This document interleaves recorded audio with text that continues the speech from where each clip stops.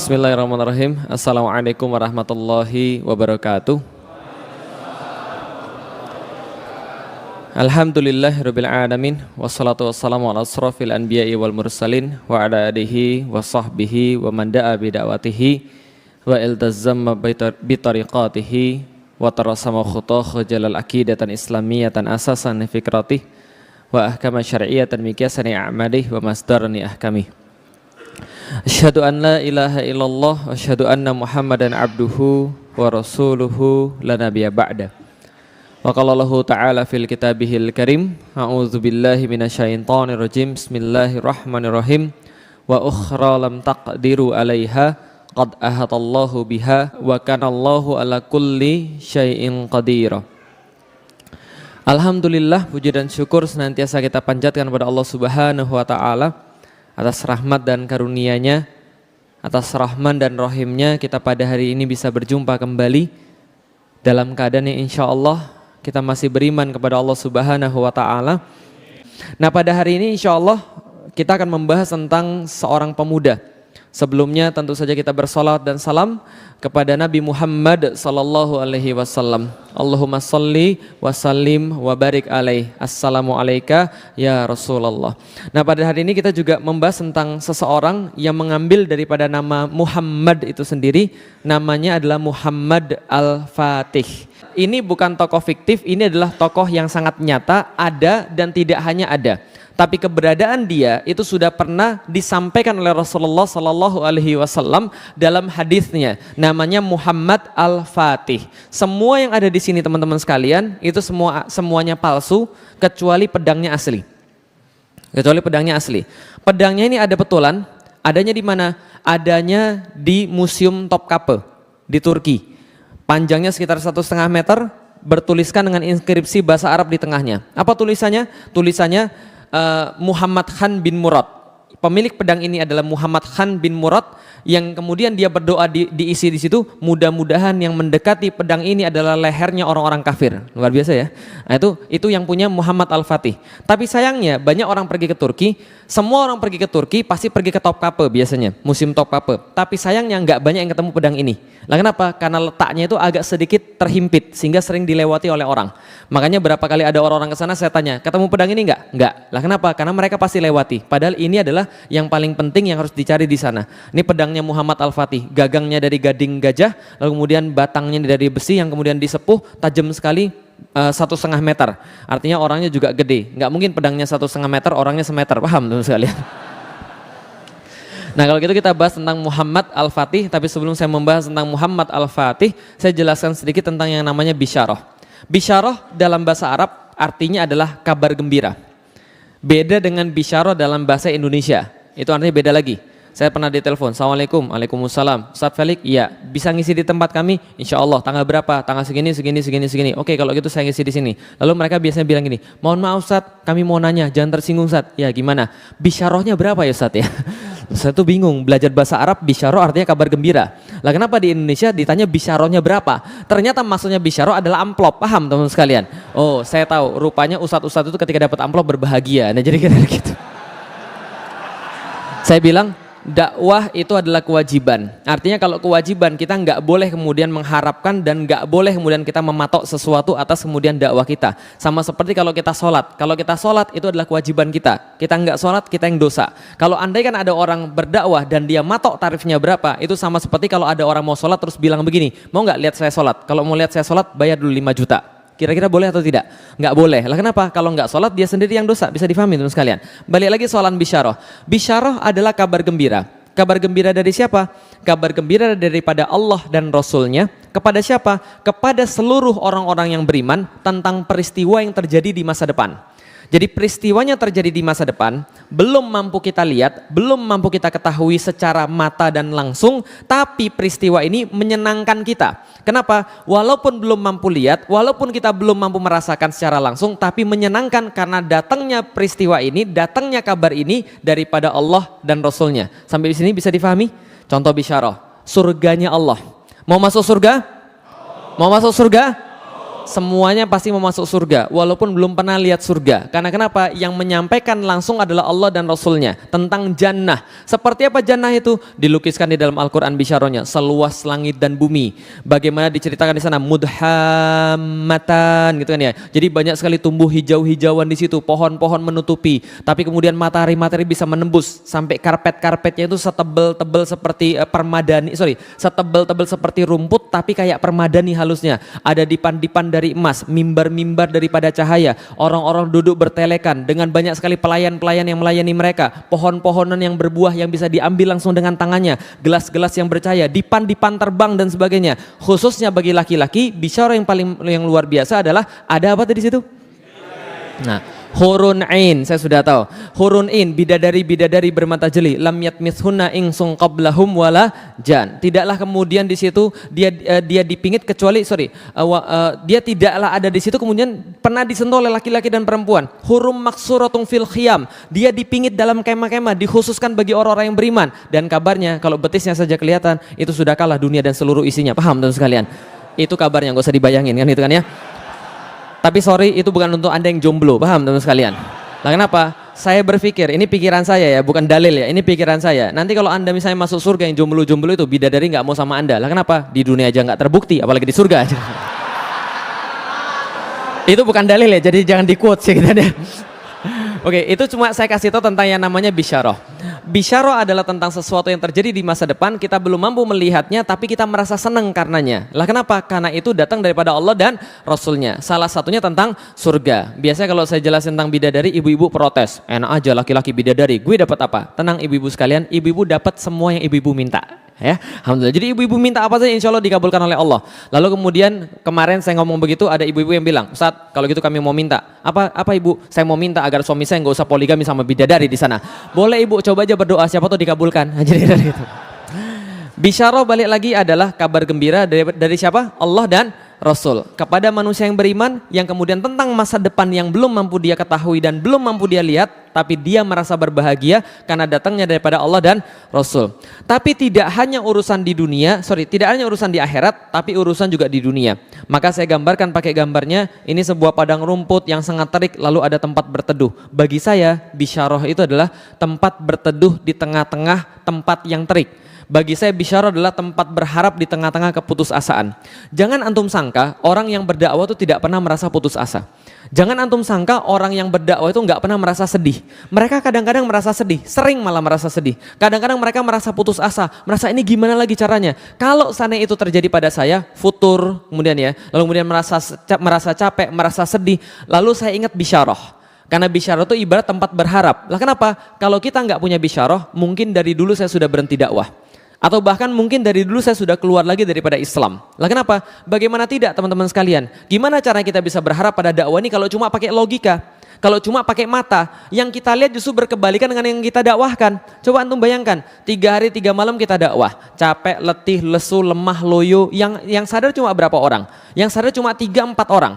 TV menayangkan sesuatu yang salah, tiba-tiba ribuan orang termurtadkan tanpa sadar. Paham teman-teman sekalian? Dengan logika-logika yang nggak benar. Contoh misalnya kemarin, TV menayangkan ada seseorang berkata, pilih mana? Kafir jujur atau muslim korup? Coba bayangkan, ditayangkan di TV yang seperti ini, banyak orang akhirnya mikir, iya ya, mendingan kafir jujur daripada muslim korup. Kan itu kan ya, mereka nggak kepikir yang lain. Tapi kita yang berdakwah dibatas-batasin. Kadang-kadang kalau kita pikir secara logika, kita kayaknya mau menyerah saja. Lah kenapa? Kita dakwah duit-duit sendiri, kita dakwah tenaga-tenaga sendiri, kita nggak mengharapkan bayaran, tiba-tiba diusir oleh orang, kan itu kan ya? Tiba-tiba kemudian dipersekusi oleh orang. Kalau kita mau mikir dunia, udah putus asa. Tapi kenapa kita kemudian terus berdakwah? Karena dakwah itu harus punya sebuah energi. Energinya datang dari mana? Saya selalu yakin, dakwah ini jalan Allah. Yang namanya jalan Allah, Allah nggak mungkin akan buntukan jalan itu. Allah yang ngasih jalannya. Lah kenapa? Itu bisyarah. Saya sudah tahu dakwah ini adalah sesuatu jalan yang membosankan. Tahu kenapa membosankan teman-teman sekalian? Karena dakwah itu ujungnya kita sudah tahu. Pernah nonton film terus ujungnya sudah tahu? Membosankan nggak? Nah bagi saya dakwah itu membosankan. Lah kenapa? Karena kita berjalan di satu jalan yang ujungnya kita sudah tahu. Apa ujungnya? Allah sudah kasih tahu. Ujung jalan dakwah menang antum.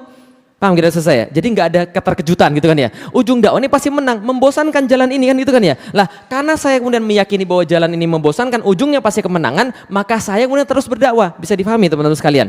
Itu adalah sedikit kemudian logikanya. Nah, artinya dakwah ini menjadi menarik karena kita punya bisyarah. Nah, kalau kita bicara bisyarah, contohnya seperti ini. Saya masuk Islam 3 minggu kemudian saya ngomong pada bapak saya, Felix masuk Islam. Bapak saya bilang apa? Kamu gila kamu ya? Enggak gila. Masukan setan kamu ya? Mana ada kemasukan setan seganteng ini? Oh enggak, kamu berarti kemasukan jin. Enggak. Lalu bapak saya tanya, kenapa kamu masuk Islam? Saya bilang, saya masuk Islam karena saya tahu Islam adalah agama yang paling benar. Bapak saya tanya, menurutmu yang lebih banyak enggak makan non muslim atau yang muslim? Muslim pi. Menurutmu yang lebih banyak enggak sekolah yang non muslim atau yang muslim? Muslim pi. Menurutmu yang lebih banyak enggak kemudian enggak tepat janji dan sebagainya muslim atau non muslim? Muslim pi. Lalu bapak saya bilang, kenapa kamu masuk Islam? Saya bilang, pi itu muslim bukan Islam. Islam satu sisi, muslim di sisi yang lain. Kalau papi lihat zaman sekarang banyak muslim tapi nggak mau tahu tentang Islam. Wajar hidup mereka seperti itu karena mereka tidak menerapkan Islam. Bapak saya tanya, kalau gitu kenapa kamu masuk Islam? Karena Islam agama yang paling benar. Kamu sok tahu, baru masuk Islam tapi sok tahu. Bapak saya bilang begitu. Lalu saya bilang memang inilah kenyataannya. Lalu bapak saya tanya, kalau gitu papi mau tanya, berapa orang-orang kayak kamu dan teman-temanmu itu yang merasa bahwa kamu paling tahu tentang Islam dan berapa banyak yang harus disadarkan? Saya bilang gini, mungkin di Indonesia nggak lebih 3% daripada orang-orang muslim yang benar-benar mau tahu tentang Islam, benar-benar mau belajar tentang Islam dan berkorban segala-galanya untuk Islam. Itu dulu tahun 2002 ketika saya baru masuk Islam. Sekarang berubah jauh. Apa berubah jauhnya? Coba lihat 5 tahun yang lalu, ada nggak masjid bisa sepenuh ini? Ada nggak masjid bisa sepenuh ini? Nggak ada. 5 tahun yang lalu ada nggak orang kerudung sebanyak ini? Nggak ada. 2002 itu jawaban saya pada bapak saya. Bapak saya bilang, kalau gitu Lik, menurutmu 3% itu yang tahu tentang Islam mau merubah yang 97%? Iya, saya bilang. Itulah dakwah. Bapak saya bilang, kamu gila Lik, logikamu dari mana? Yang ada 3% yang diubah 97%. Bukan 97% yang diubah 3%. Kamu belajar matematik nggak sih Lik? Saya bilang begini, alhamdulillah, betul itu logika matematik begitu. Untungnya Tuhan saya nggak pakai logika matematik. Tuhan saya logikanya sederhana. Kalau dia mau sesuatu, maka dia berkata kun, fayakun. Kalau dia berkata jadi, maka jadi. Itu logika Tuhan saya. Nah, karena saya tahu kemudian karena Allah punya kehendak seperti itu, maka jadilah, maka saya tetap berdakwah. Paham teman-teman sekalian? Karena ada janji daripada Allah, kalau kita berdakwah kita pasti menang. Kalau kita dakwah kita pasti kemudian bisa mewujudkan. Bisa dipahami teman-teman sekalian? Itu janji Allah ketika di akhirat. Di dunia bukan nggak ada. Gimana cara menjaga semangat? Harus kita meyakini bisyarah. Bagaimana contohnya? Ini salah satu contohnya. Belajar sejarah. Belajar geografi. Kata Allah di dalam Al-Quran, jadi banyak Allah turunkan kisah-kisah di dalam Al-Quran itu untuk menguatkan hati Anda dan supaya Anda mengambil pelajaran. Kalau Rasul saja hatinya bisa dikuatkan karena kisah-kisah dalam Al-Quran, masa antum tidak bisa? Nah, kalau seandainya Allah kemudian mengatakan bahwa kisah-kisah bisa menguatkan hati kita untuk berdakwah, masa kita tidak bisa dikuatkan dengan kisah-kisah tertentu? Nah, ini kisahnya, ini ceritanya. Di mana ini? Timur Tengah, bagus. Itu pasti anak IPA tapi nggak lulus. IPS nyogok gitu kan. Bingung gitu kan, IPA nggak lulus, IPS nyogok gitu. Oke, kalau gitu coba lihat. Ini dunia teman-teman sekalian, dan dunia zaman dulu nggak sesulit dunia zaman sekarang. Dunia zaman dulu orang cuma membagi dua. Kenalnya apa? Timur, barat, selesai. Gitu aja. Cuma dua. Timur, barat. Timur Persia, barat Romawi. Maka yang tengah-tengah itu namanya Timur Tengah. Kenapa tengahnya di situ? Karena awal peradaban di situ. Cradle of life adanya di situ, cradle of civilization adanya di situ. Nah, maka kalau kita bagi tengahnya di sini, gitu kan ya, maka sebelah sini namanya timur, sebelah sini namanya barat. Maka timur dikuasai Persia yang pada saat itu sudah berusia 1000-an tahun. Sementara barat dikuasai Romawi yang berusia 600-an tahun. Kapan ini kemudian peta terjadi? Ini peta terjadi tahun 622 Masehi. Kapan waktu 622 Masehi? 1 Hijriah. Sekarang sudah berapa Hijriah? Baik, terima kasih. Nah, ini 1 Hijriah ketika Rasul hijrah dari Mekah ke Madinah. Ini bukan bendera ISIS ya, jelas ya. Sudah saya jelasin kemarin bahwa ini bendera Rasulullah. Nah, kalau Anda nggak percaya berarti Anda jangannya temannya abu-abu tadi kan ya. Bendera Rasulullah saya pasang di sini, artinya apa? Ketika Rasulullah masih hidup dan hijrah ke Madinah, maka kondisi di dunia pada saat itu ada Persia dan ada Romawi. Jadi cerita seperti itu, ada Persia dan ada Romawi. Ceritanya teman-teman sekalian, 100 enggak sampai 100 tahun. 50 tahun setelah Rasulullah Shallallahu alaihi wasallam wafat, kurang dari 50 tahun, ini Persia semua dikuasai oleh Islam. Bayangkan, wilayah sebesar ini 7,3 juta kilometer persegi, ini semua dikuasai Islam. Oleh siapa? Oleh panglima-panglima Islam Sa'ad bin Abi Waqqas dan Khalid bin Walid, dihabisin semuanya. Maka kemudian semua itu masuk dalam wilayah Islam 7,4 juta kilometer persegi dan wilayah Islam jadi besar sekali. Tinggal pada saat itu Islam vs Romawi. Bisa dibayangkan pada waktu itu. Oke, ceritanya tahan sampai di sini. Saya tanya pada Anda dulu. Kalau Anda sekarang dikasih gratis untuk pergi ke satu kota, dibayarin full, Anda pilih pergi ke kota mana selain Mekah dan Madinah? Pengen pergi kemana? Turki itu negara. Kota mana?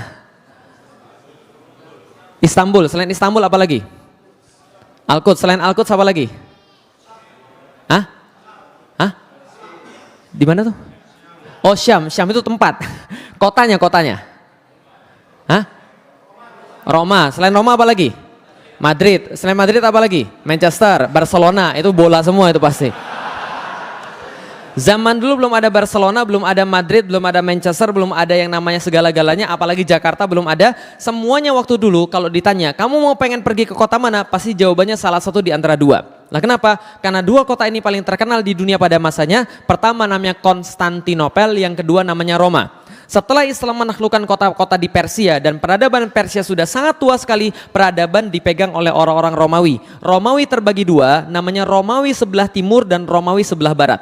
Romawi sebelah barat penguasanya orang-orang Latin, Kristennya Kristen Katolik, maka ibu kotanya ada di Roma. Romawi sebelah timur orangnya orang-orang Yunani, nama agamanya Kristen Ortodoks, maka ibu kotanya ada di Konstantinopel. Sampai di sini paham teman-teman sekalian?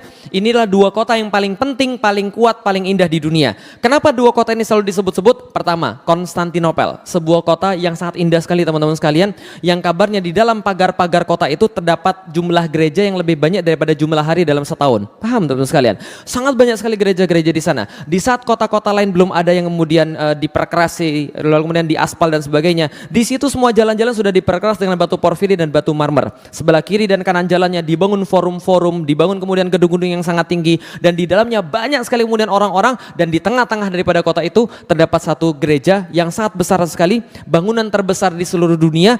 Ini simbol kebanggaan orang-orang Kristen Ortodoks, namanya gereja Hagia Sophia. Hagia Sophia ini saking kerennya teman-teman sekalian, orang-orang semua berebut ke sana seolah-olah orang pengen pergi ke satu tempat yang paling indah di dunia pada saat itu. Ada seorang pengembara daripada Rusia datang 3 bulan jalan dari Rusia sampai dengan ke Konstantinopel. Sampai ke Konstantinopel dia nulis dalam catatan hariannya, kami masuk ke dalam Hagia Sophia, dan ketika kami masuk kami langsung tersesat. Bahkan kami tidak bisa membedakan kami masih di dunia atau kami sudah sampai ke surga. Paham teman-teman sekalian? Itu catatan dia saking indahnya. Lah kenapa? Ini tempat segede Istiqlal. Bahkan lebih gede daripada Istiqlal teman-teman sekalian. Kubahnya lebih gede daripada Istiqlal. Dan bayangkan setiap kemudian dinding-dindingnya ditahta dengan batu-batu permata. Ada emas-emas kemudian dalam beberapa kemudian mozaik-mozaiknya di situ. Dan kalau matahari kemudian menyinari, itu berkilauan ke seluruh tempat Hagia Sophia ini. Sangat keren sekali. Orang-orang merasa sudah sampai kayak di surga. Yang kedua namanya Roma. Kota ini kalau tidak ada Konstantinopel sudah pasti kota nomor 1 di dunia. Lah kenapa? Pusat penyebaran Kristen Katolik dan kebanggaannya orang-orang Latin. Pernah menjadi ibu kota daripada Romawi, pernah menjadi ibu kota daripada kemudian yang lain-lainnya. Dan di dalam kota ini ada banyak alun-alun. Di Jakarta ada berapa alun-alun? Mungkin setiap wali kota ada alun-alunnya sendiri. Di sini alun-alunnya ratusan. Dan di setiap alun-alun itu ada minimal 2 air mancur, dan setiap air mancur di kota Roma yang jumlahnya ratusan itu setiap air mancurnya sampai detik saya berbicara itu bisa langsung diminum. Nah kenapa? Karena airnya ditarik dari mata air yang ada di pegunungan-pegunungan di sekitar kota Roma. Ini adalah kota yang kedua paling hebat di dunia, namanya kota. Oke, berarti ada 2 kota, 1 kota, 2 kota, dan dua-duanya ini sama-sama disebutkan oleh Rasulullah Sallallahu Alaihi Wasallam setelah hijrah dari Mekah ke Madinah. Kapan? 5 Hijriah. Ada perang yang sangat luar biasa terjadi di antara kaum muslimin yang kelak akan diingat sebagai perang termasuk yang paling parah dalam sejarah Islam. Apa nama perangnya? Perangnya perang apa namanya? Perang Parit, betul. Namanya perang Khandaq, atau dalam bahasa Al-Quran disebut dengan perang Ahzab. Diabadikan oleh Allah dalam surat Al-Ahzab, surat ke-33, surat Al-Ahzab. Lah kenapa dikatakan Al-Ahzab? Karena pada saat itu Ahzab itu artinya kelompok-kelompok yang bergabung. Jadi kalau hizab artinya kelompok, kalau Ahzab itu koalisi kelompok-kelompok. Siapa yang berkoalisi? Orang-orang kafir Quraisy, orang-orang Yahudi, orang-orang munafik, mereka berkoalisi kumpul 10.000 pasukan. Mereka bilang, kita kalah pada Badar, kita kalah pada Uhud. Uhud itu menurut orang banyak Islam yang kalah. Enggak, itu mereka merasa kalah besar ketika perang Uhud. Kita kalah pas Badar, kita kalah pas Uhud, maka kita harus menghabisi Muhammad langsung sampai ke akar-akarnya. Gimana caranya? Kumpulkan pasukan terbesar yang mampu kita kumpulkan, 10.000 orang jalan dari Mekah ke Madinah ingin menghabisi Rasulullah Sallallahu Alaihi Wasallam. Tapi ternyata mereka salah perhitungan. Lah kenapa? Rasulullah punya intel yang canggih. 6 hari mereka mau sampai ke Madinah, intel Rasul membocorkan rahasia ini. Siapa intelnya? Jibril. Paham teman sekalian? Nah, Jibril bilang, ya Rasulullah, ini di Madinah ada yang mau nyerang, 6 hari lagi nyampe. Berapa pasukannya? 10.000 ya Rasulullah. Rasul bilang, 10.000 orang datang ke sini mau menghancurkan kita. Hitung pasukan kita ada berapa. Setelah dihitung mereka dapat, ya Rasulullah, ada 3.000 orang yang siap berperang. Di antara kaum laki-laki kita 3.000 orang. Secara logika, ya lihat, secara logika, secara pandangan mata, yang menang siapa? 3.000 atau 10.000? Rasul bilang, jangan khawatir. Siapa yang punya usul angkat tangan? Salman Al-Farisi angkat tangan. Ya Rasulullah, saya punya usul ya Rasulullah. Apa Salman? Kami dulu di Persia, kalau kami berperang dengan orang yang jumlahnya lebih banyak daripada kami pakai parit. Makanya namanya perang parit. Kami buat parit yang memisahkan antara kami dan mereka. Kami bisa ambil tanahnya, tumpuk ke atas, kami pasang pasukan pemanah, kami panah mereka. Tapi kami tidak jamin menang karena pasukan mereka jauh lebih besar daripada pasukan yang kita punya. 10.000 lawan 3.000. Maka Rasulullah katakan, nggak ada masalah, bikin paritnya. Maka dibuatlah parit memanjang sebelah utara Madinah itu sejauh 8 km. Berapa panjang? 8 km. 8 km kalau di Jakarta dari mana sampai kemana? Dari mana sampai kemana? Saya sudah hitung, tenang. Cawang sampai Semanggi.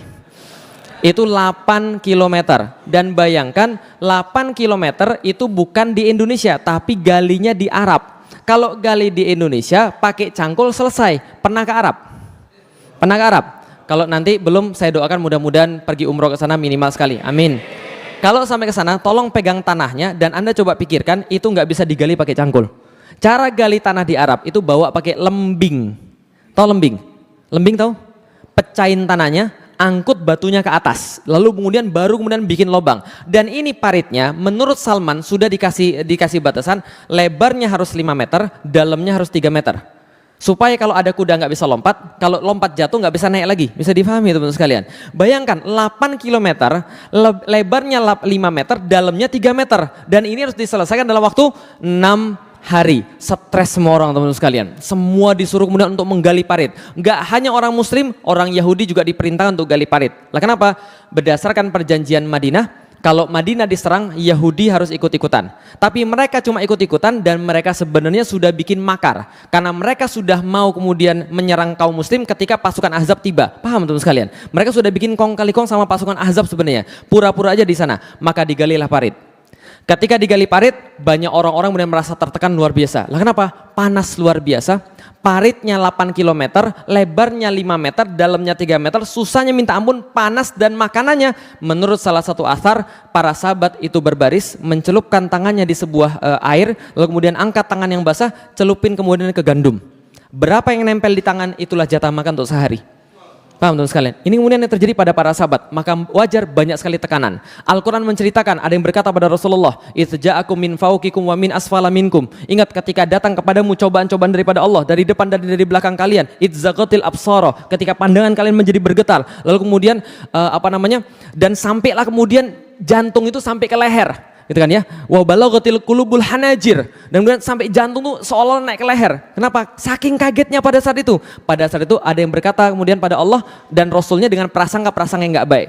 Wa yadhunnuna billahi dzununa, kata Allah, dan kemudian mereka berprasangka dengan Allah dengan prasangka-prasangka yang buruk. Apa yang terjadi kemudian? Ada yang berkata pada Rasulullah, "Ya Rasulullah, saya izin pulang ya." Loh, emang ada apa? Ini ada anak-anak di rumah pada belum makan. Kan sebagai seorang suami sekaligus sebagai seorang ayah, saya harus memberi makan mereka. Bukankah itu adalah sebuah perintah Islam ya Rasulullah? Sudah salah pakai dalil lagi, paham teman sekalian?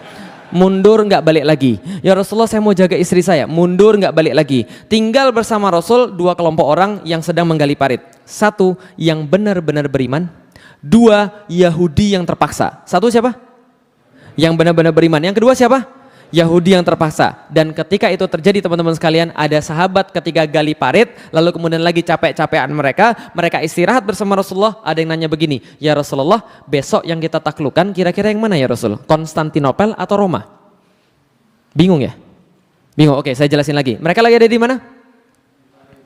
Lagi ada di mana mereka? Madinah. Besok diserang oleh berapa pasukan? Lagi ngapain mereka? Berapa panjangnya? Berapa lebarnya? Dalamnya? Makanannya? Gandum dicelup kemudian dijilatin untuk seharian. Dan mereka pas lagi capek-capekan seperti itu ngomong, ya Rasulullah, besok yang kita taklukkan Konstantinopel atau Roma. 2 kota terbaik di dunia yang mereka sama sekali nggak pernah lihat, mereka sama sekali kemudian nggak pernah ke sana, cuma dengar doang bahwa ini kota yang terbaik. Ngomong-ngomong teman-teman sekalian, kalau Anda sekarang lagi ada di Madinah, naik pesawat pergi ke Istanbul itu 3 jam teman-teman sekalian. Jadi dipahami, mereka nggak pernah lihat di sana, nggak pernah kemudian pergi ke sana, cuma tahu doang. Tiba-tiba lagi dalam keadaan terjepit seperti itu, nanyanya apa? Besok yang kita taklukkan yang mana ya Rasulullah? Konstantinopel atau Roma? Paham teman sekalian? Reaksi orang Yahudi persis seperti antum, ketawa terbahak-bahak. Lah kenapa? Ini muslim sudah gila, kepanasan ini kayaknya, stres mereka nih kayaknya. Gila mereka, besok udah mau mati, ke WC aja nggak sempet. Mereka ngomongin tentang Konstantinopel dan Roma. Ternyata jawaban Rasulullah Sallallahu Alaihi Wasallam luar biasa. Jawaban Rasulullah adalah dengan peristiwa seperti itu, Madinatu Hiraqla tuftahu awalan. Yang akan kalian taklukkan terlebih dahulu, wahai sahabat-sahabatku yang terkasih, adalah kotanya Heraklius atau Konstantinopel yang Anda taklukkan terlebih dahulu. Mendengar ini para sahabat senang luar biasa, dan orang Yahudi berkata, wajar aja muslimnya gila, bosnya juga gila. Paham sekalian? Itu tertulis di Sirah Ibnu Ishaq, silakan baca. Mereka berkata Muhammad sudah gila. Ingat yang kemarin kita sudah bahas bahwa Muhammad dijuluki oleh orang-orang Yahudi Al-Majnun. Kenapa dijuluki Al-Majnun? Sering berkata sesuatu yang gak masuk akal dan seolah-olah ini nggak mungkin, ini ngayal. Maka orang bilang Muhammad Majnun, Muhammad gila. Lah kenapa? Orang-orang anak-anak buahnya gila, wajar karena bosnya juga gila. Paham teman sekalian? Orang Yahudi berkata Muhammad stres karena hari ini pun mereka tidak sempat pergi ke WC, tapi mereka berbicara tentang Konstantinopel dan Roma. Bisa difahami sampai di sini teman sekalian. Perang selesai, dimenangkan oleh kaum muslimin. Cerita lengkapnya silakan baca dalam surat Al-Ahzab surat ke-33 ayat 1 sampai selesai gitu kan ya. Nah, di situ ada semua. Tapi setelah selesai perang ini muncul satu hadis yang sangat luar biasa lagi. Ini hadisnya, la tuftahan al-Konstantiniyah fala ni'mal amiruha wala ni'mal jaishu dzalikal jaish. Akan ditaklukkan kota Konstantinopel oleh kalian. Dalam hadis yang lain, la tuftahan al-Konstantiniyah ala yadi rajulin. Akan ditaklukkan Konstantinopel di tangan seorang pemuda. Sebaik-baik panglima itulah dia, sebaik-baik pasukan yang dia pimpin. Bisa dipahami teman sekalian. Jadi kalau teman-teman main ke rumah saya, ini hadis terpampang luar biasa mesra di ruang tamu saya ya. Jadi la tuftahan al-Konstantiniyah fala ni'mal amiruha wala ni'mal jais dzalikal jais. Rasul berkata, akan ditaklukkan kota Konstantinopel. Kalau kalian masih nggak percaya, saya jamin la tuftahannal Konstantiniyah. Dalam bahasa Arab, yang tahu tentang gramatika bahasa Arab, ini kalimat ngeri. Lah kenapa? Ada lam di situ dan kemudian nunnya kemudian ditasydid, la tuftahannal Konstantiniyah, digabungkan dengan fiil mudhari. Artinya apa? Kalau dalam bahasa Sunda, pasti pisan. Sudah pasti pisan. Ya, sudah pasti tenan. Nah, kira-kira begitu. Itu 2 kali ditegaskan oleh Rasulullah. Akan pasti kalian menaklukkan Konstantinopel beneran. Dan sebaik-baik penakluknya adalah dia, dan sebaik-baik pasukannya adalah dia. Pujian Rasul bagi penakluk Konstantinopel dan pasukan-pasukannya. Kalau Anda berada di situ, pas Rasul masih hidup, Anda mau nggak jadi orangnya? Oh, jangankan antum, semua sahabat tuh pengen semua jadi orangnya. Semua berusaha agar jadi orang yang dimaksud, dan orangnya nggak tanggung-tanggung. Siapa yang pertama? Namanya Abu Ayyub Al-Ansari. Tahu Abu Ayyub Al-Ansari? Kenal Abu Ayyub Al-Ansari? Kenal. Kapan kenalannya? Tahu Abu Ayyub Al-Ansari? Tahu. Siapa Abu Ayyub Al-Ansari? Dia sahabat besar Rasulullah yang diiriin oleh para sahabat. Lah kenapa? Rasul ketika hijrah itu dari Mekah ke Madinah, nginep di rumah beliau 7 bulan sampai Masjid Nabawi jadi. Jadi antum bisa bayangin ya, Rasul nginep di rumah dia. Orang bilang semuanya, gila. Kalau zaman sekarang ngomongnya gini, gila, ini orang paling mulia nginep di rumah dia, maka seisi rumah itu menjadi mulia semua. Rumah siapa? Abu Ayyub Al-Ansori. Beliau pembawa bendera la ilaha illallah Muhammad Rasulullah, panji Rasulullah ketika perang Badar. Maka ketika kemudian waktu itu dia menemukan Rasulullah sudah wafat, usianya sudah 80 tahun. Rasul sudah wafat. Dia menemui seseorang namanya Yazid bin Muawiyah. Yazid anaknya Muawiyah, khalifah setelah Abu Bakar. Maka ketika dia menemui Yazid, dia dapat berita Yazid mau pergi untuk ke Konstantinopel, mau menaklukkan Konstantinopel. Maka dia bilang sama Yazid, Yazid bapak ikut. Yazid bilang, jangan pak. Lah kenapa? Bapak kan sudah tua. Anda kenal dengan orang 80 tahun? Kenal dengan orang 80 tahun? Kira-kira kalau ada kakek-kakek sekarang 80 tahun, kira-kira kondisinya seperti apa? Hidup segan mati tak mau, kan itu kan ya. Nah ini 80 tahun pengen ikut jihad. Jangan kek, jangan nanti merepotkan, sudah di rumah saja. Enggak, saya mau jihad. Jangan kek, bapak di rumah saja. Enggak, saya mau jihad. Loh kenapa kamu maksa betul? Dia bilang, saya punya janji pada Rasulullah yang belum saya tepati dan saya pengen tepati kepada Rasulullah Sallallahu Alaihi Wasallam. Janji apa wahai kakek? Enggak perlu saya kasih tahu kamu, pokoknya saya bawa saja. Dibawalah Abu Ayyub dalam ekspedisi yang pertama itu. Kemudian di tengah jalan Abu Ayyub yang sudah renta itu kemudian sakit-sakitan sekarat. Sebelum meninggal beliau berpesan, tolong mayat saya nanti jangan dikubur dimanapun. Saya akan ridho kalau mayat saya kamu nanti bawa dengan kuda yang paling cepat, kuda yang paling kuat, hantarkan saya di tempat yang paling dekat dengan Konstantinopel yang mampu kamu hantarkan. Supaya kenapa? Karena supaya saya bisa menunaikan janji saya pada Rasulullah. Apa janjimu? Saya pernah berkata pada Rasulullah ketika masih hidup, ya Rasulullah, aku pengen mendengarkan gemerincing pedang dan derap kaki kuda pasukan penakluk Konstantinopel. Maka mayat Abu Ayyub yang meninggal itu dibawa oleh Yazid bin Muawiyah, dikuburkan tepat di depan tembok Konstantinopel, supaya janji dia pada Rasulullah pengen mendengar gemerincing pedang dan derap kaki kuda itu bisa terwujud dan kemudian bisa dipenuhi oleh Abu Ayyub Al-Ansori. Kalah pasukan tadi, kalah karena apa? Karena nggak ada persiapan. Berikutnya Maslama bin Abdul Malik bawa 120.000 pasukan pergi ke Konstantinopel, nggak bisa menaklukkan. Kenapa nggak bisa? Mereka nggak perhitungan musim dingin, salju di mana-mana, pasukan habis semuanya. Harun al-Rasyid bawa kemudian pasukan banyak, nggak bisa menaklukkan. Yazid pertama, Murad kedua bawa pasukan, nggak bisa menaklukkan. Padahal dua orang ini sangat pintar perang, tapi nggak mampu menaklukkan. Lah kenapa nggak mampu menaklukkan? Nih coba lihat teman-teman sekalian. Ini peta di daerah Turki yang sekarang. Lihat, ini selat paling penting di dunia pada masa itu, namanya Selat Bosforus. Kenapa paling penting? Karena Selat Bosforus memisahkan antara Eropa dan Asia. Jelas sampai di sini? Selat Dardanel, Laut Marmara, Laut Hitam. Laut Hitam di atas, Laut Marmara di bawah, ini Selat Bosforus yang memisahkan antara Asia dan Eropa. Nah, kalau gitu coba kita lihat, ini Istanbul yang sekarang, Konstantinopel yang dulu. Nah, ini yang warna merah. Ini kota ini adalah wilayahnya. Artinya apa? Ini kota memang kota paling kuat pada zaman dulu. Napoleon Bonaparte yang ahli perang mengatakan, andaikan dunia ini jadi sebuah negara, maka ibu kotanya tidak akan diperdebatkan. Pastilah Konstantinopel. Yaitu adalah kota yang kita bicarakan. Apa Konstantinopel? Nih Konstantinopel. Kota dari udara. Konstantinopel bentuknya kayak segitiga. Ingat baik-baik, bentuknya kayak segitiga. Sebelah utara berbatasan dengan Teluk Tanduk Mas. Ini teluk, di sini mampet di sini. Nah, ini Teluk Tanduk Mas. Sebelah sini ini Selat Bosforus yang tadi kita lihat. Yang memisahkan antara Asia dan, berarti sebelah sini apa nih? Sebelah sini Asia, sebelah sini jelas ya. Sebelah selatan Laut Marmara. Sementara itu kota dibatasi oleh tembok-tembok yang sangat kuat sekali, yang tidak pernah rubuh selama ribuan tahun teman-teman sekalian. Dan kota ini saking indahnya karena dikelilingi lautan, setiap yang pernah datang ke sana berkata, ini kota saya sumpah sangat indah sekali. Lah kenapa? Langitnya beda dengan yang lain. Ini adalah kemudian Konstantinopel yang nggak bisa ditaklukkan oleh siapapun. Nah, siapa yang menaklukkan Konstantinopel? Ini orangnya, namanya Muhammad II bin Murad, atau yang kita kenal dengan nama Muhammad Al-Fatih. Dan ini gambar dia ketika dia menaklukkan Konstantinopel, dilukis oleh orang Italia namanya Gentile Bellini. Kira-kira umurnya berapa ketika dia menaklukkan Konstantinopel? Dilihat dari gambarnya ini. 40 salah. 17 salah. 17 jenggotan begini. Berapa umurnya? 21 betul. Umurnya 21 tahun. Loh kok jenggotnya panjang? Karena dia orang Turki, paham ya? Jadi kalau orang Turki jenggotnya banyak. Umur 17 aja jenggotnya sudah banyak. Kalau orang Cina nggak punya jenggot. Jadi jangan banyak tanya lagi, paham ya? Kadang-kadang orang tuh sadis pada saya, Ustadz nggak sunnah, lah kenapa nggak pelihara jenggot? Bukan nggak pelihara, rezeki saya cuma segini, paham tuh sekalian. Ini masih mending karena sudah sering mengaji kan gitu kan gitu. Ustadz pakai obat, Ustadz sudah saya coba, saya olesin obat yang tumbuh bukan di sini malah di sini. Oh enggak itu kan. Itu guyonan aja ya.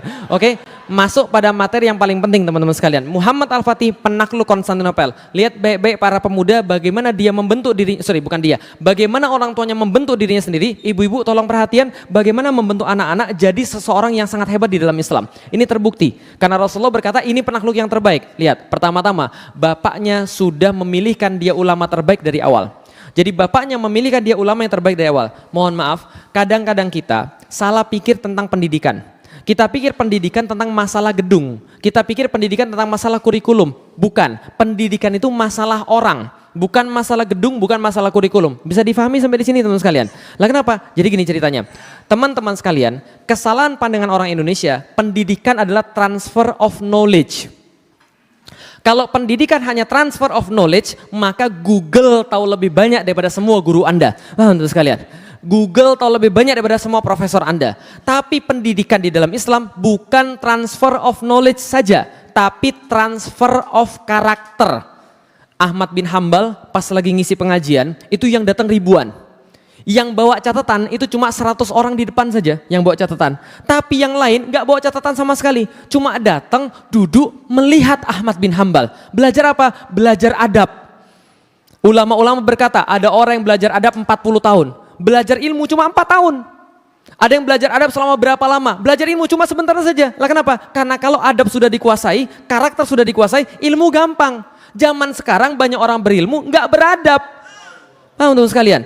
Punya ilmu baru sedikit, ustadznya dikritik, Masya Allah. Sudah berani bilang ustadznya pasti masuk neraka, Masya Allah.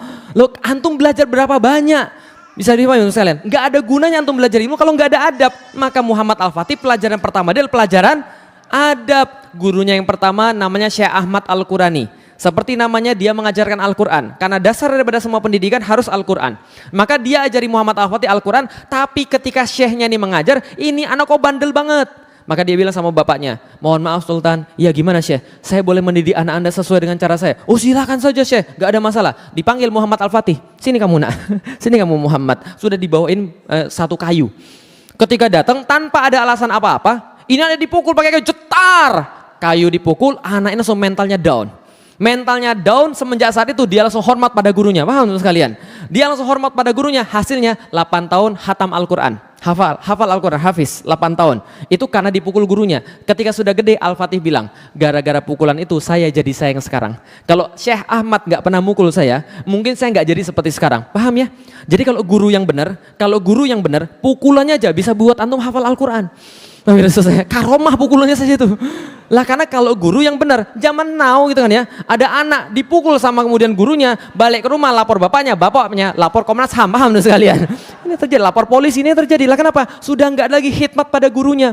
Zaman dulu saya tuh takut banget sama guru saya. Lah itu mana khidmat namanya? Karena kenapa? Ingat baik-baik, kemarin saya sudah bilang, ilmu nggak datang daripada Anda yang cari. Ilmu itu Allah yang memberi, dan Allah memberi ilmu bisa jadi karena gurunya ridho. Bisa dipahami teman sekalian, gurunya ridho, antum dapat ilmunya.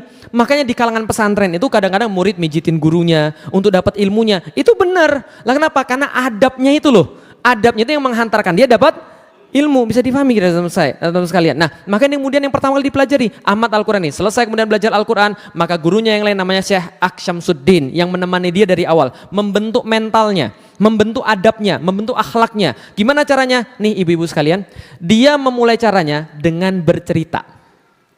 Ada penelitian bahwa semua orang sepakat cara mendidik anak yang terbaik adalah bercerita. Karena bercerita itu orang pasti ingat. Nah maka diceritakanlah kepada Muhammad Al-Fatih kecil ini semua cerita-cerita yang berguna. Aksyamsuddin ini jenius sejarah, jenius bahasa, jenius tanaman-tanaman obat, jenius astronomi, dan jenius-jenius yang lain juga. Dia polimat, dia jenius dalam berbagai macam perkara. Zaman sekarang multi talenta. Ya sama kayak antum, multi talentan, paham ya? Nah jadi adalah Aksyamsuddin. Aksyamsuddin kemudian mengajarkan pada Muhammad Al-Fatih seluruh kisah-kisah sejarah. Ini yang pertama, sejarah, cerita-cerita sejarah. Rasulullah Shallallahu Alaihi Wasallam diceritakan pada anak ini bagaimana kemudian akhlaknya, bagaimana kemudian berperangnya, bagaimana kemudian menyelesaikan masalahnya, bagaimana dengan para istrinya, sehingga anak ini muncul kemudian kecintaan pada Rasulullah dan meniru Rasulullah. Kisah-kisah para sahabat, kisah-kisah panglima besar di dalam Islam, semua diceritakan pada anak ini. Wajar umur 11 tahun anak ini bikin puisi tentang jihad. Jadi 11 tahun bikin puisi tentang jihad. Puisinya seperti apa? Baca di buku saya. Itu promosi, bukan iklan. Paham teman sekalian ya? Nah, 11 tahun dia buat puisi tentang jihad. Antum 11 tahun bikin surat cinta. Kasih ditolak, naik tower BTS kan itu, Anda bunuh diri gitu. Ini Asyamsuddin mendidik dia dan menjadi bermental satria. Muncullah anak ini bermental satria luar biasa dan luar biasa hebat. Gak seperti anak zaman sekarang. Lihat, kesalahan kita di mana sih, Bu? Kenapa muncul banyak orang-orang yang gak mutu di tengah-tengah kita ini? Karena kita salah cerita pada mereka. Sedangkan cerita itu yang paling penting. Ini saya kasih sedikit hasil penelitian. Di Inggris itu dicoba suatu penelitian, satu kelas dibagi dua. Sebelah sini sama sebelah sini dibedain. Sebelah sini diceritain tentang satu kisah, sebelah sini dipisah dulu. Diceritain kisah apa? Yang masyhur di Inggris itu adalah cerita seorang satria menyelamatkan putri dari seekor naga. Itu kan ya? Diceritain, gini loh ceritanya. Ada putri diambil oleh naga. Satrianya datang melawan naganya. Ketika naganya datang kemudian dia lawan mati-matian, patah kaki dia, patah tangan, patah pedang. Setelah dia patah segala-galanya, dia patah hati juga. Lalu kemudian dia putus asa. Setelah putus asa, dia pulang. Nggak mungkin saya menang melawan naga. Yang satunya diceritakan, patah tulang, patah pedang, patah kaki. Dia berusaha sampai kemudian sebisanya. Akhirnya dia bisa membunuh naga, menyelamatkan putri. Ternyata apa terjadi? Ternyata setelah dites, mental orang yang diceritain bahwa pahlawannya kalah dan nyerah dibandingkan dengan mental orang yang kemudian diceritain pahlawannya menang. Itu yang di sini nggak mudah putus asa, yang di situ mudah putus asa. Paham teman-teman sekalian? Itu sudah diteliti. Jadi cerita itu sangat berpengaruh. Nggak percaya? Lihat orang Indonesia. Salah cerita. Lah kenapa? Cerita orang Indonesia apa? Coba saya tanya sekarang. Teman-teman sekalian, binatang apa yang paling cerdas? Binatang apa yang paling cerdas? Kenapa cerdas? Mencuri timun kan ya? Itu masalahnya. Kancil cerdas karena bisa mencuri timun kan gitu kan ya? Akhirnya muncullah dalam kepala Anda, cerdas itu kalau bisa maling. Jadilah di Indonesia yang cerdas itu yang maling, yang petani yang susah. Paham teman-teman sekalian? Loh kok saya tahu petani susah? Saya kan IPB, paham teman-teman sekalian? Saya tahu petani Indonesia kayak apa, kenapa? Ceritanya begitu. Apalagi ceritanya? Ceritanya lagi, ada cowok mesum, ngintip cewek mandi. Gitu kan ya? Ternyata ceweknya bidadari. Tahu kisah apa itu? Tahu kisah apa itu sekalian? Oh nggak pernah diceritain begitu lagi ya? Sian banget antum. Ada cowok mesum ngintip cewek mandi. Ternyata bidadari. Diambil kemudian selendang bidadarinya, nggak bisa terbang, dia kekahyangan. Akhirnya ketika dia nggak bisa terbang, singkat cerita dia kawin sama yang nyuri selendangnya. Pelajaran moralnya adik-adik sekalian, maling kawin sama bidadari. Paham antum? Paham sekalian? Ini terjadi di Indonesia, parah, cerita-ceritanya parah. Apalagi kancil, lomba lari sama kura-kura. Yang menang siapa? Kura-kura. Lah kenapa? Karena kancilnya nabrak tiang listrik. Oh enggak gitu kan. Karena kancilnya tidur terus. Makanya muncul sebuah peribahasa, biar lambat asal selamat. Paham sekalian? Enggak pernah ada yang mikir, cepat tapi selamat. Maunya lambat asal selamat, lambat asal selamat. Orang Indonesia pikirannya pendek, yang diingat cuma lambat aja. Selamatnya enggak, paham teman sekalian? Maka kerjaan orang Indonesia lambat terus.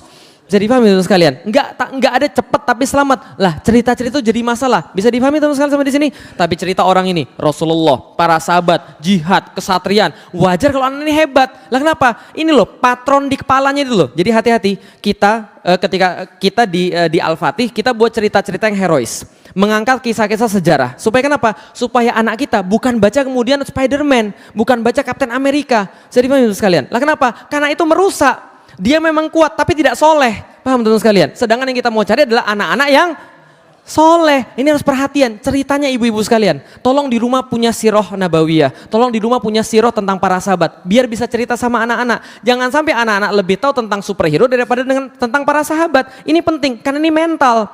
Jadi gini. Orang kalau mau berbuat sesuatu, dia akan cari referensi mental. Bisa dipahami ya? Dia akan cari referensi mental. Contohnya misalnya begini, antum ketemu satu musuh. Musuh itu menghina agama antum. Maju atau mundur? Contoh mentalnya siapa misalnya? Dia lebih gede daripada antum tapi, terus gimana? Contoh mentalnya siapa? Daud, Pak. Daud itu bertemu dengan orang yang lebih gede, dia nggak mundur. Lah kenapa? Kalau mundur Yahudi dan aku bukan Yahudi. Aku adalah turunannya daripada para nabi, sama kayak itu. Aku lawan dia.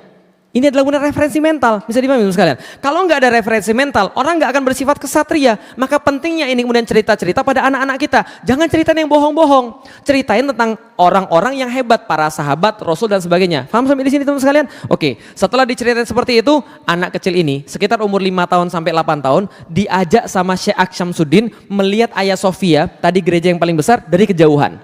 Lalu Asyamsuddin bilang, "Nak, kamu lihat itu apa?" Iya, apa itu? Hagia Sophia. Apa itu Hagia Sophia? Tempat yang akan kita taklukkan nanti, Syekh. Kalau begitu saya mau cerita. bapakmu sudah ke sana, bapakmu gagal. Kakekmu pernah ke sana, kakekmu gagal. Buyut-buyutmu sampai turunan ke-7, karena kamu keturunan ke-7 daripada Sultan Utsman, maka dia juga pengen tapi dia tidak pernah bisa. Dan setelahmu juga tidak akan pernah bisa. Loh kenapa Syekh? Karena saya senantiasa minta pada Allah Subhanahu wa taala dalam setiap sujud saya. Saya senantiasa minta dalam setiap sujud saya, dalam setiap tahajud saya pada Allah Subhanahu wa taala, bahwasanya yang disebut dengan sebaik-baik panglima dalam hadis Rasulullah sallallahu alaihi wasallam, saya selalu minta pada Allah yang disebut dengan sebaik-baik panglima, yang memimpin sebaik-baik pasukan adalah Ananda. Kamu yang menaklukkan Konstantinopel. Anak ini diomongin begitu. Langsung setelah itu dia yakin, aku adalah yang dimaksud oleh hadis Rasulullah di Nopel. Bisa difahami kira-kira maksud saya?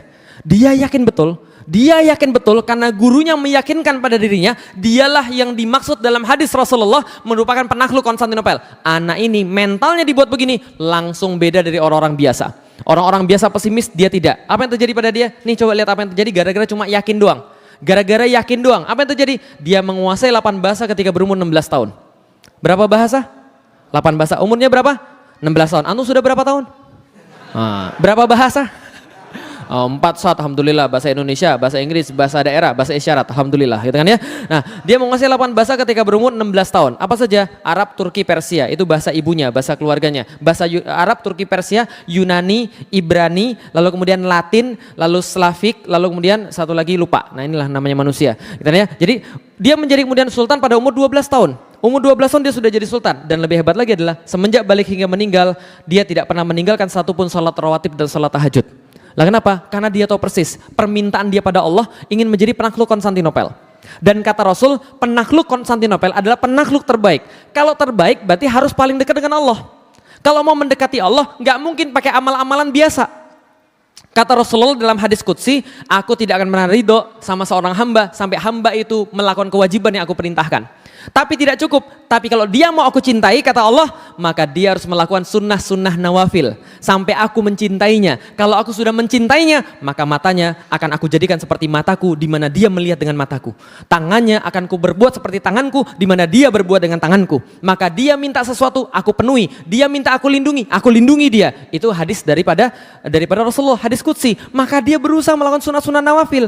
Kalau Anda mau sesuatu yang besar, jangan pakai yang biasa. Kalau Anda mau sesuatu yang lebih daripada orang lain, lakukan lebih daripada orang lain. Bisa dipahami teman sekalian. Kalau orang tidurnya 4 jam, antum tidur 2 jam. Lah kalau orang tidur 4 jam, antum mau tidur 6 jam, antum pasti dapat di bawah dia.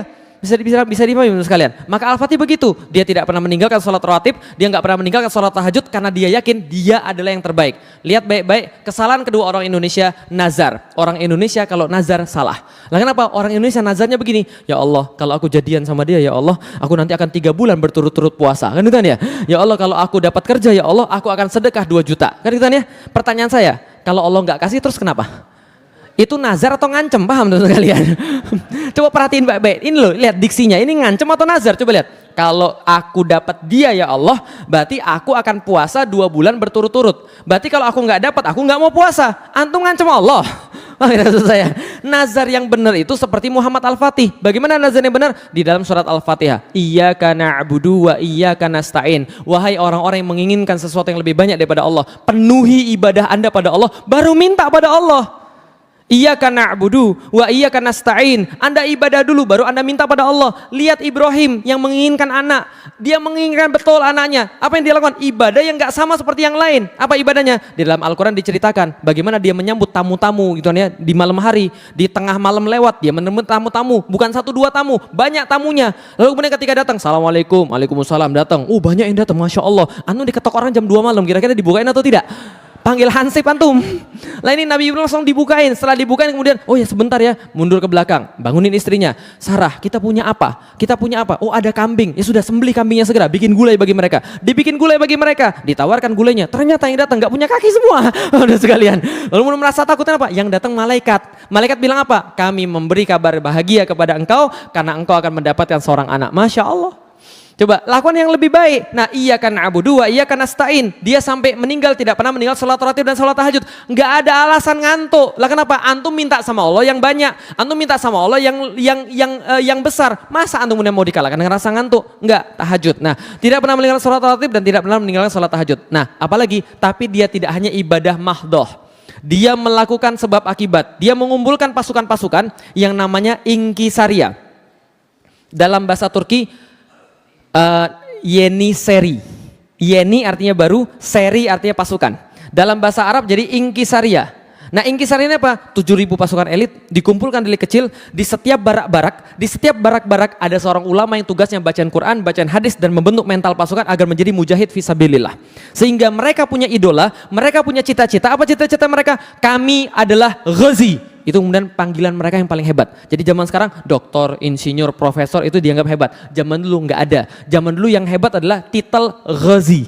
Apa itu Ghazi? Orang yang berperang di jalan Allah. Maka sampai di zaman itu, berdasarkan para sejarawan yang menulis, zaman itu orang tua akan merasa aib besar ketika anaknya sudah balik kemudian gak bisa ikut perang tapi di rumah. Itu aib besar. Zaman sekarang anak gak naik sekolah, gak naik kelas, aib. Kan gitu ya. Zaman dulu gak ikut perang, aib. Ini para Ghazi ini. 7.000 orang dilatih secara spesifik. Tiap hari mereka dilatih perang, fisiknya dilatih, ilmunya dilatih, mentalnya dilatih, sampai kemudian semua memahami. Dan hebatnya apa? Setengah pasukannya tidak pernah meninggalkan sholat tahajud di malam hari. Ini pasukannya Muhammad Al-Fatih, pasukan khususnya. Allah.